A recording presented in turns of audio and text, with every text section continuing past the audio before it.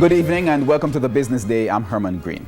The Jamaica Public Service Company, JPSCO, has released its audited financials for 2018, showing its profit went up 26% last year. Profit at the Light and Power Company was recorded at $31 million, up from $24.5 million profit recorded in 2017. Now, ISP Finance's profit dipped in its last financial year, which ended December 31. The company recorded $43 million in profit. That's down 15% from a year ago.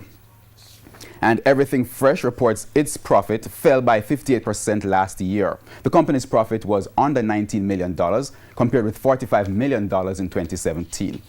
Epley Limited also released audited financials showing its operation netted $120 million in profits last year. That's up from the $69 million the financial entity recorded in the prior year.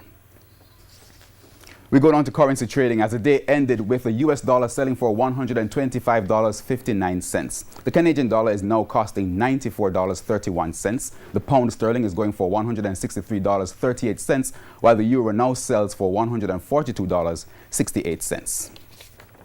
We go down to the stock market where stocks ended mostly lower today, but gains in Carreras and the JMMB helped the JSE index to post a 271-point gain. The junior market index gained 36 points. The top performers were Sterling Investments, Paramount Trading, Derrimon Trading, Pulse Investments, and Carib Cement. The biggest losers were T-Tech, Cargo Handlers, Fosrich, Jetcon, and Everything Fresh.